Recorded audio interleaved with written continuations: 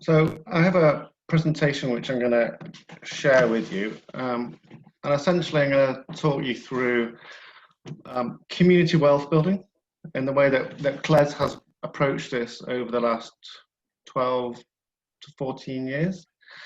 I'll touch on a couple of examples and touch on the work that we've done so far in Hartlepool, but I'll give you a bit of background and context in terms of what we mean by community wealth building. So I'm hoping that is now a slide deck which you can see. Yeah, thumbs up. Okay, good. So community wealth building in Hartlepool. Well, let's just start a little bit about who we are. So I'm Stuart Macdonald. I'm one of the associate directors at the Centre for Local Economic Strategies. We call ourselves CLES. And we call ourselves a think-do tank. So we do a lot of policy research, but we work in partnership with public sector partners to implement some of the thinking.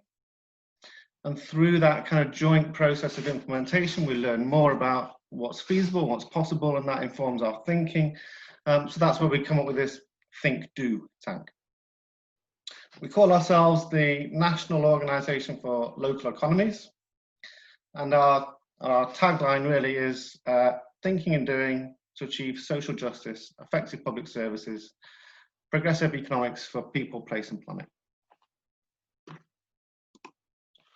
So our approach to community wealth building really was built out of the global financial crisis back in 2008 2010. And we were kind of clear at that point that even our market, our economy, our model was really failing us. We could see growing employment alongside growing poverty. Over the last 10 years, we've seen flexible labour markets become precarious labour markets, to an extent that work is no longer a guaranteed route out of poverty. We can see huge wealth drawn to our city centres with huge skyscraper developments in the big cities, with people having nowhere to sleep, bedding down on the pavement outside them. So we've seen our cities draw in this capital, this massive amount of wealth, while we're seeing things like life expectancy falling. You know, as a human society, our progression has really been questioned in the way that our economy and our model is progressing us forwards. And what we've identified really is that we have a problem with wealth. The returns on capital are growing much, much faster than the returns on labour. And that's increasing inequality across our society. And that is now baked into our economic model of how we do things.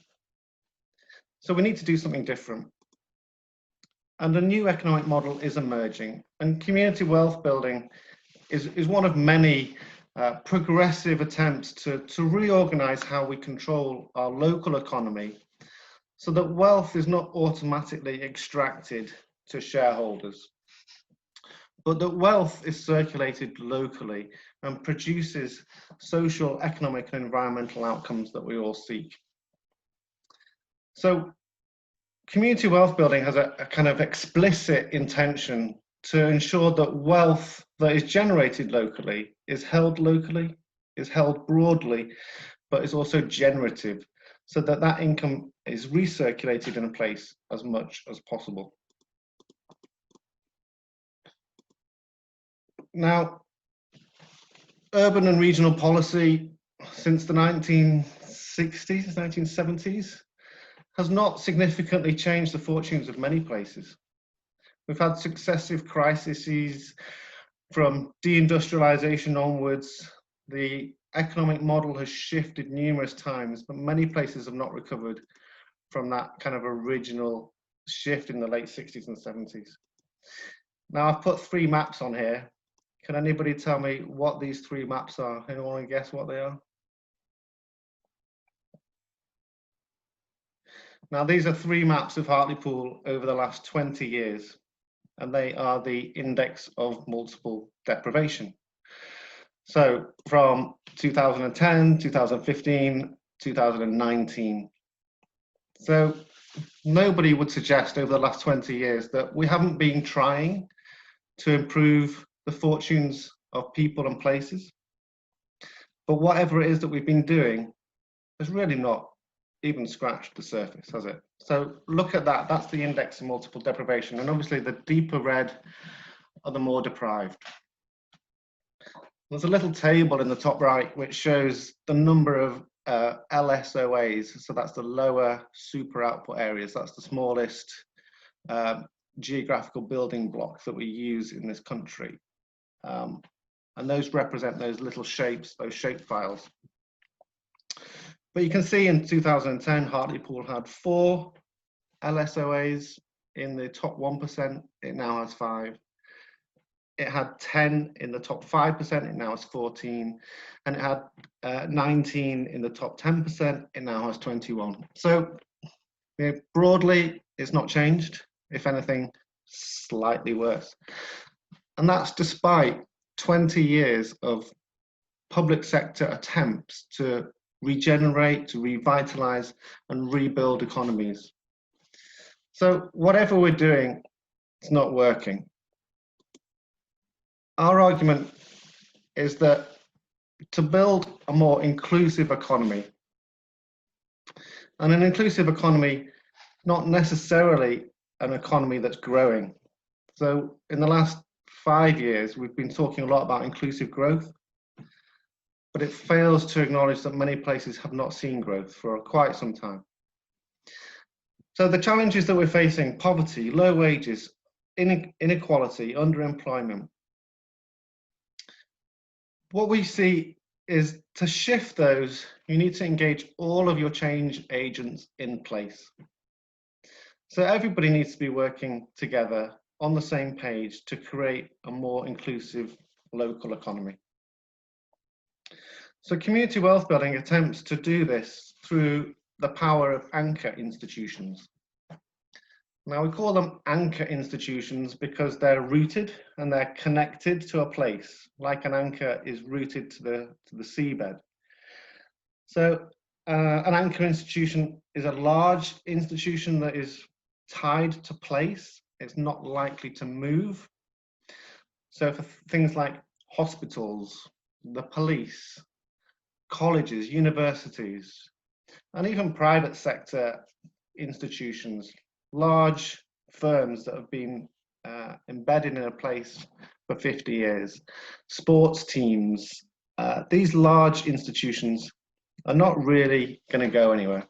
They're rooted, but local economic development has not really tried to harness these institutions historically. And that's what community wealth building seeks to do, is to harness the power of our universities, our government, our hospitals, our housing associations, our businesses, to use the power of these institutions to collectively address local economic outcomes.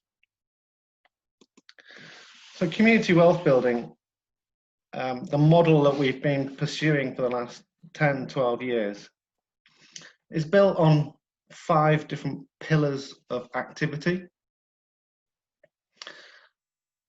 And where these pillars are pursued together, collectively, we're starting to see real shifts in the kind of local economic outcomes that can be realized. So I'm just going to go through them in turn. So anchor, commissioning, and procurement. Essentially, that's what do these large institutions spend? What do they buy? How do they use their money? Where do they buy things from? Who do they buy things from? And what do those people do with the money that they make from that? So that's the public pound. How is the public pound serving our local community? And where is that public pound not serving our local community? So once we kind of understand that and drill down into where that is not serving our local economy, we can start to put in place strategies and approaches to make it do more for our local place. The second pillar is around the use of land and property. So many of these large institutions are also large landowners and large property owners.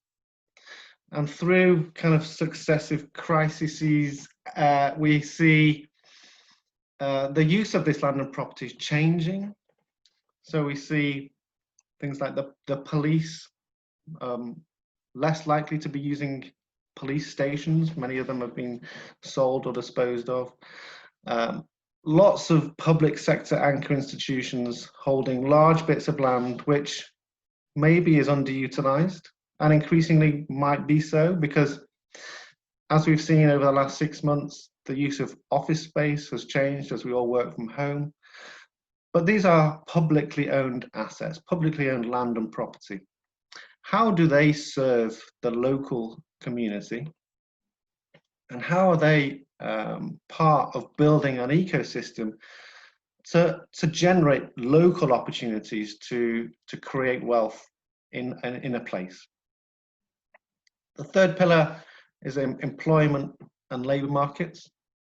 So if we look across the anchor institutions of place, the large, significant institutions, hospitals, councils, large private sector firms, they often account for at least 50% of the employment of a place. Now, the labour market policies that they adopt, the way that they recruit, the terms and conditions on which they provide employment, the opportunities for progression that they offer, really sets the tone for a local labour market.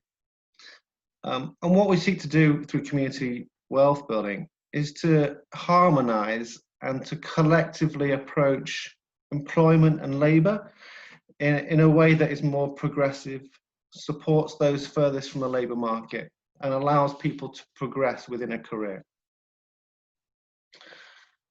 Now, the fourth pillar is around making financial power work for local places.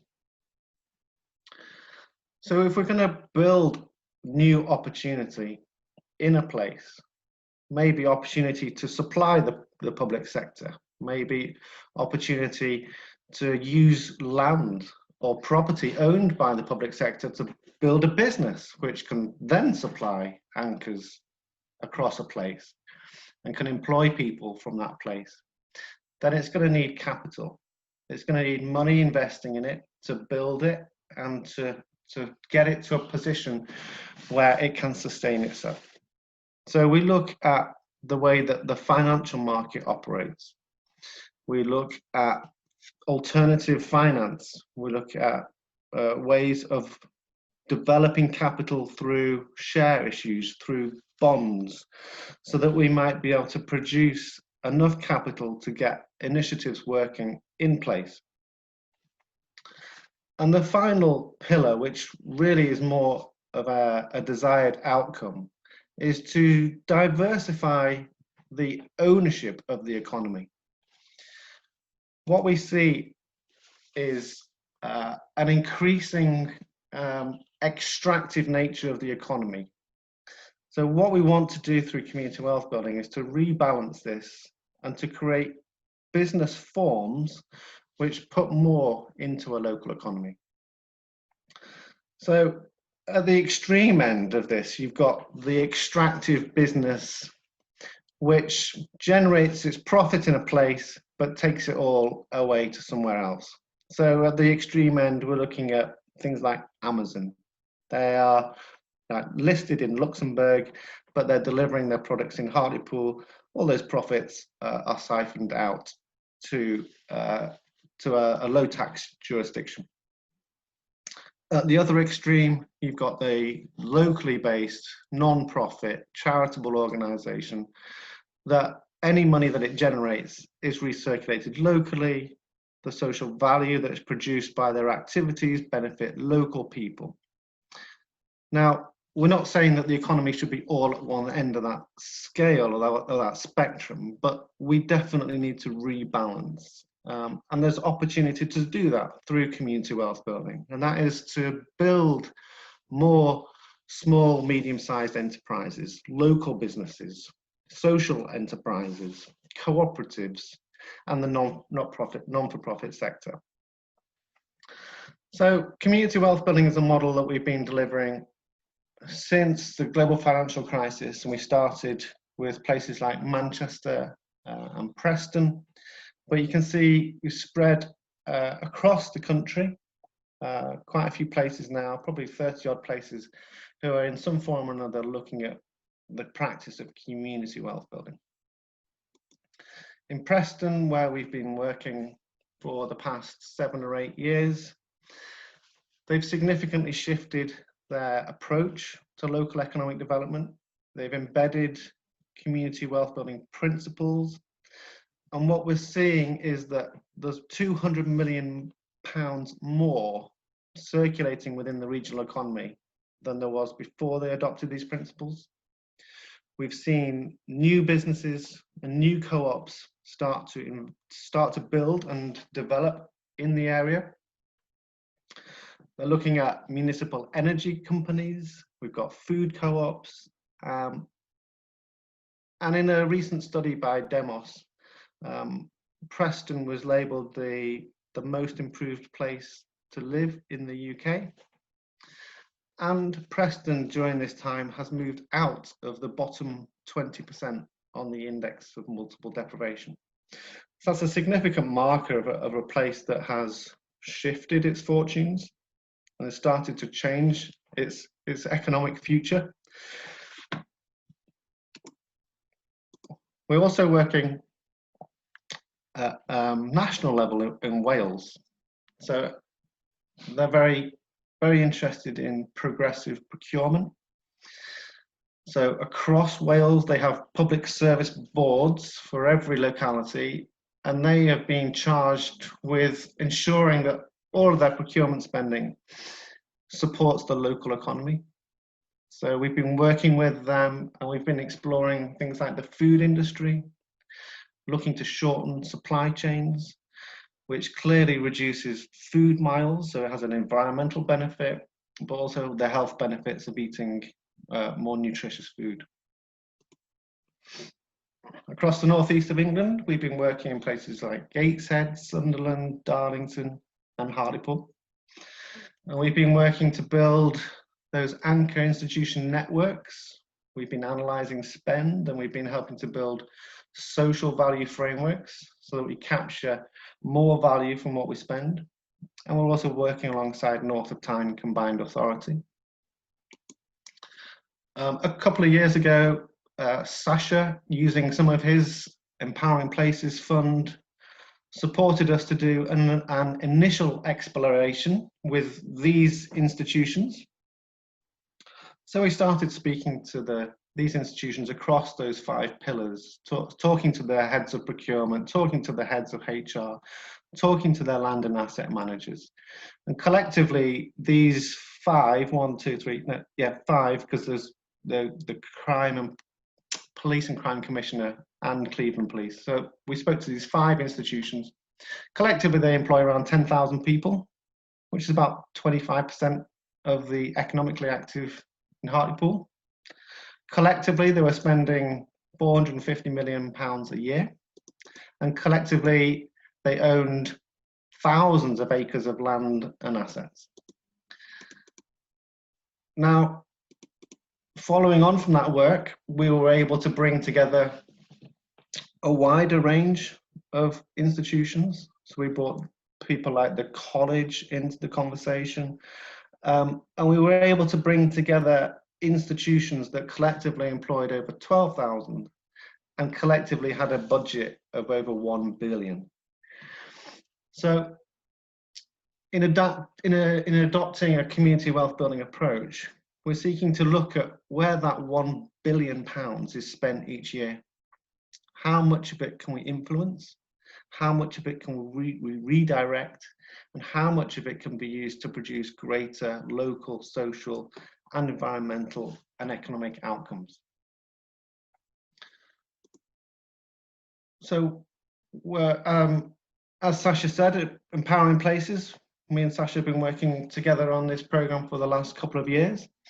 And this is a bottom-up approach to building community wealth.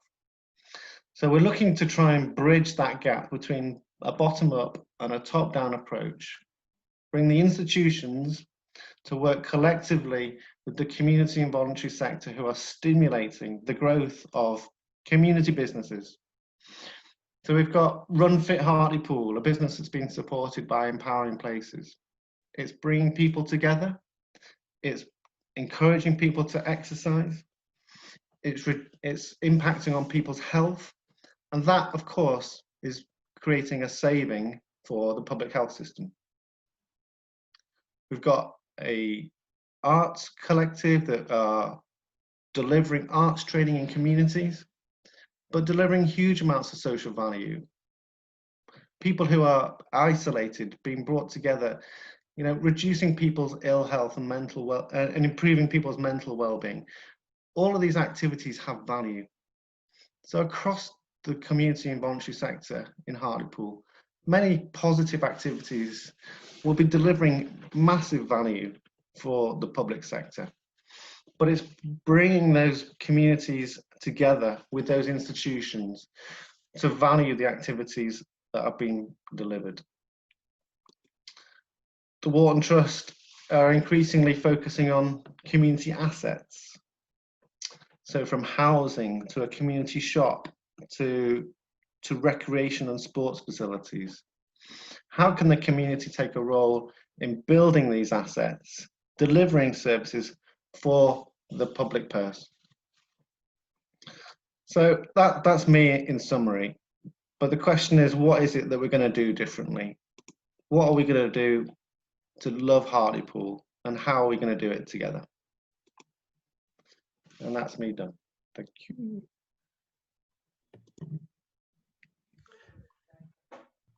Thank you very much indeed, Stuart. Very clear, very stimulating presentation. And I know that Francis is going to follow that on. And just a reminder, if people have questions that occur to them as you're watching the presentations, please use the chat box. Francis.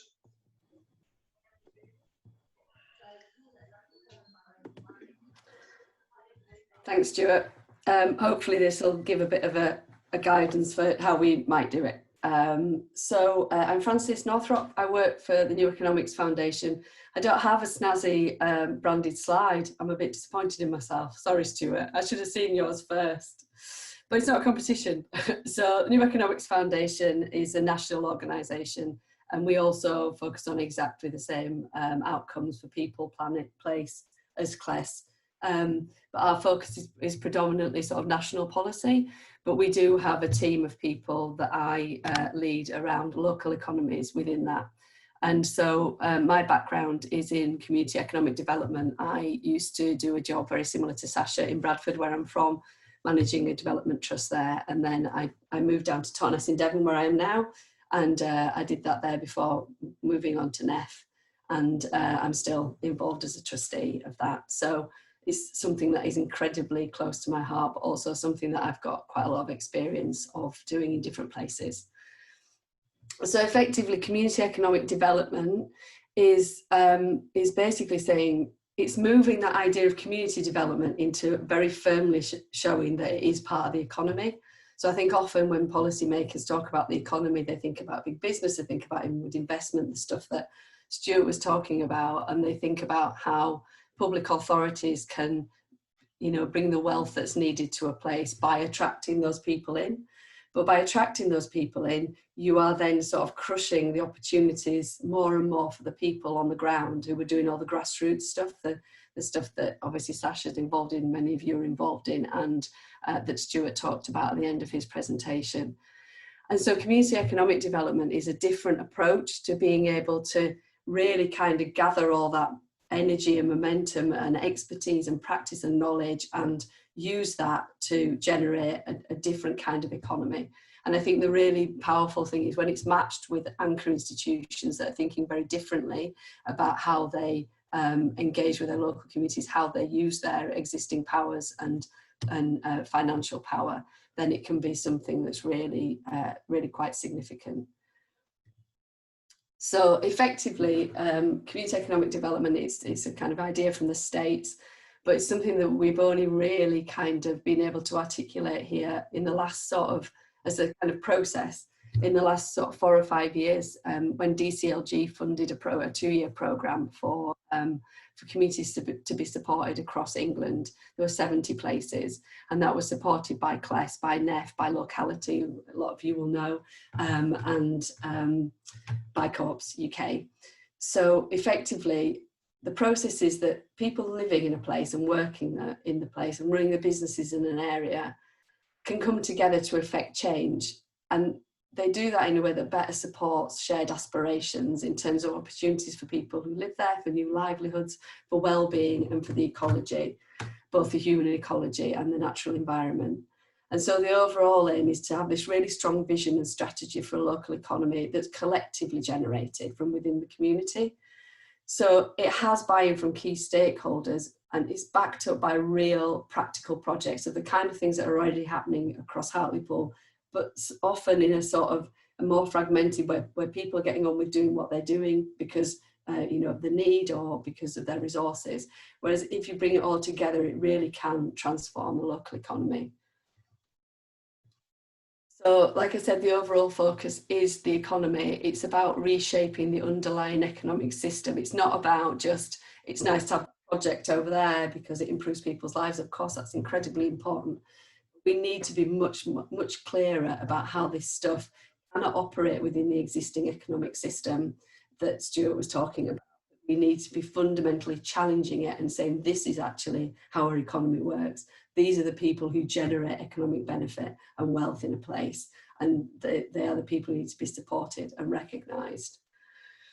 A really key bit is that the economy is a means to an end. It's not an end in itself. So economic development isn't where you have a strategy, you bring the thing in and then it ends. It has to be like a circular kind of relationship between people, endlessly innovating and talking and changing and making different things happen and inspiring each other. And that's what generates an economy that's not about growth, but is about well-being and people being able to meet their needs. And it also has to be led by the community. In community economic development, the power to drive change rests with people who live in Hartlepool, with local businesses, service providers, community groups, voluntary organisations. You're the people who have that direct stake in the economic health of your area. And so you're the people with the knowledge. You should be the people who are listened to and enabled to bring forward some ideas and a plan to make it work. So effectively, it's a process. The idea is that you form a partnership. So you know your place is best, but you know usually residents, businesses, people from civil society, people from local authorities, service providers need to be part in the room, but not driving the process.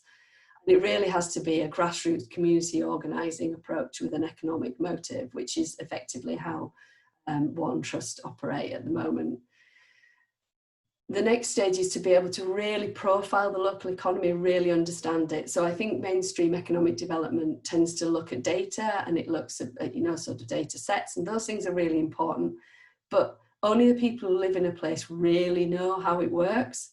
Only they really know who makes things happen, who've got resources, who owns things. You know, what are the skills that people need? What are the interests that young people have to start businesses? What are those things that really kind of inspire people to do something differently and become part of, you know, active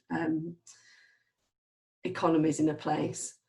And then stage 3 is, you know, you've brought your community, your partnership together, you've profiled the local economy, you've got a really good understanding of what's happening. And so now you're starting to think, okay, what is it that we need to be able to do? Who can do that bit? Can Wharton Trust do this bit while, you know, a different organisation can do this bit? The Action Lab might be able to do this bit. Hartlepower might be able to, do this bit of it. It's kind of like bringing it all together and thinking, right, okay, what are our assets? What's the built assets? What's the skills? What are the resources? How can we make this stuff happen? And then stage 4 is to produce a plan, which is effectively like any economic development plan, which is kind of like, what are the resources we need? What are the outcomes that we want? How are we going to make that happen? And then stage 5, which is something that probably will happen over time during the process, is kind of sourcing the money. What support do you need to make those things happen? What other resources do you need from partners to implement the plan? And at the end of that, what you end up with is a plan with broad local support, because along the way you're involving people all the time. It involves, kind of stakeholder workshops and, going out to places, talking to people, really, really fundamentally understanding what people need and what their skills are. You get greater local community ownership of assets and enterprise. So you saw from Stuart's slide about, the Wharton Trust's acquisition of shops, the houses, looking at, playing fields and things. That stuff is really critically important. As long as it's accountable and it's done for the benefit of the community, that stuff can be really, really powerful. More local entrepreneurship, more community businesses, more people, thinking, actually, I've got a really good idea for something and I can make that happen. You need space to make that happen. You need a little bit of resource, maybe some funding, and you need, somebody to really support you with that. And then it leads to more skills education provision for the kind of aspirations and opportunities that people really have and that exist, rather than, some kind of skills that somebody's told you that Hartlepool need, that actually nobody else thinks is the case. And it just increases cooperation between local businesses, between businesses and civil society, but also with the public sector. What it does is it brings a structure, it brings a timeline, so people are really focused. They're like, okay, right, so this is the process we're going through. This is the way we're going to do things. This is the point where we produce the plan, so they can, you can start to plan towards that. It gives permission to convene partners around the local economy, which is actually a huge thing, because people tend to go, oh, the council, they do economic development. Actually, it is in our power as communities to just go, no, this local economy is failing. And we really, really need, it's failing us, and we really, really need to take control of it and really kind of inspire from the grassroots. It adds credibility, so it builds on existing trust between all the partners that exist in Hartlepool, but it gives that credible sort of recognised sort of output and process. And also invaluably provides a point person. So Stuart has been that point person for Sasha. Somebody from outside who can kind of act as a critical friend, but bring examples from elsewhere, talk about different resources that exist elsewhere that, you might not be aware of in a local place, and also access to more practical support and peer support networks elsewhere. So this activity is happening all across the country. And so other people are starting to get together. They're talking about, exchanging skills and ideas. And that's what the Empowering Places programme has been able to bring to the different catalysts that we've worked with, and to us as well as people who are supporting them. So what you've got more economic activity, and more of a kind that generates well-being for households and the community, but more well-created, retained, better work, improved scores, because that's pretty stark graph, the chart, whatever it was that you had, Stuart, mapped. More productive local businesses, more productive social sector, in that they're kind of working together and it's a really generative kind of way of working. Stronger, more participatory civil society, enhanced social capital. You're more resilient as a local economy because you're meeting skills and resources, and there are real practical, tangible benefits. So just a couple of examples from the CD programme from that we ran with the Ministry for Housing and Communities and Local Government. So one was in Bognor Regis, where they started off and they applied to the programme and they just wanted to buy their pier.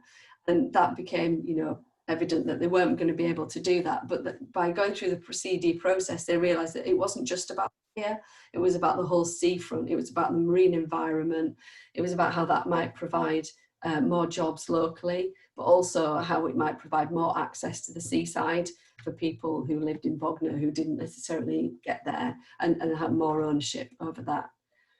And also there's Graham from Eastbourne. We worked with a group of fishermen, small-scale fishermen in Eastbourne, who wanted to be able to acquire some land on the waterfront to build a fish processing plant so that they could, you know, derive value from their catch and add value to it, but also provide a community space for everybody. And there's lots of information that I can share. There's sort of films about. So effectively, where we've got to in Hartlepool with the community economic development process is that there's time for me at New Economics Foundation, for other partners, to now work with Sasha and the team there, and with Stuart and the team at CLES, to look at putting in place a CED process that is led by Wharton Trust, convened by Wharton Trust, but is involving the whole of the community in across different neighbourhoods in Hartlepool and the different organisations, obviously many of which that you represent. And so we've got a real chance now to do something really quite special. And I'm hoping that the rest of this conversation can get us to the point where we're kind of agreeing a way forward. Thank you.